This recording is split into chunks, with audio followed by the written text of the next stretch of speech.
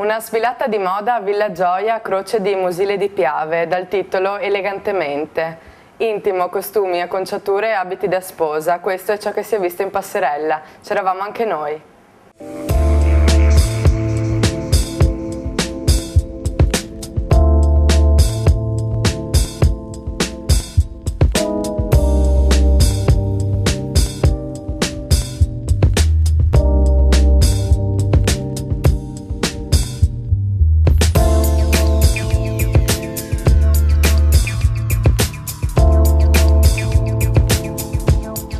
Una bellissima serata, moda, musica e arte. Che cosa si è fatto in questa serata?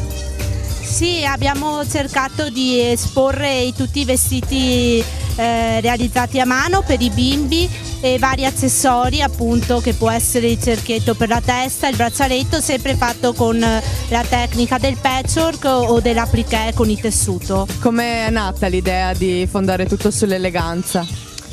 Appunto abbiamo messo insieme vari negozi, tra cui la Coccinella con la moda dell'intimo e del mare, Simone con la moda dei capelli e la Sposa con l'eleganza proprio dell'abito da sposa e il Granaio per tutti i prodotti realizzati a mano.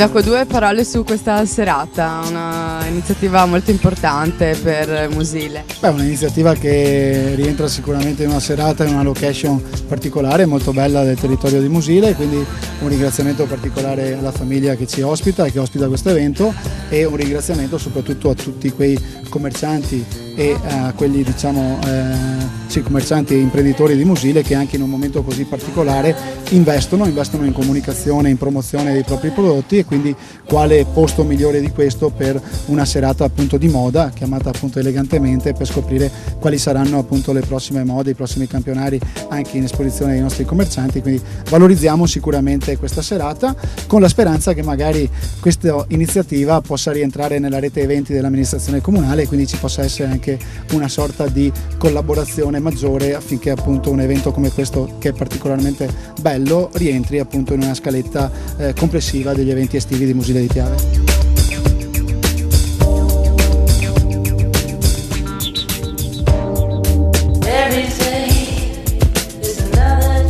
Abbiamo visto capelli ondulati, cotonature, quale sarà la moda?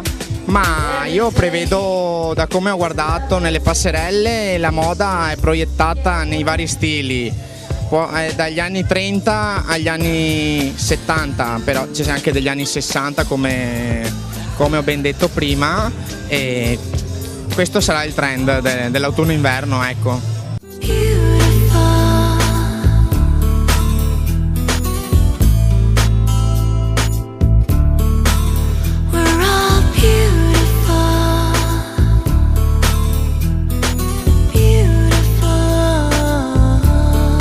Montagnare è la titolare del negozio La Coccinella di Musile di Piave. Anche voi avete partecipato alla sfilata di stasera, cosa avete proposto?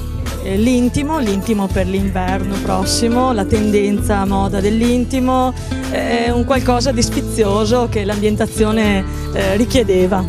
Abbiamo visto colori molto sobri per questo inverno.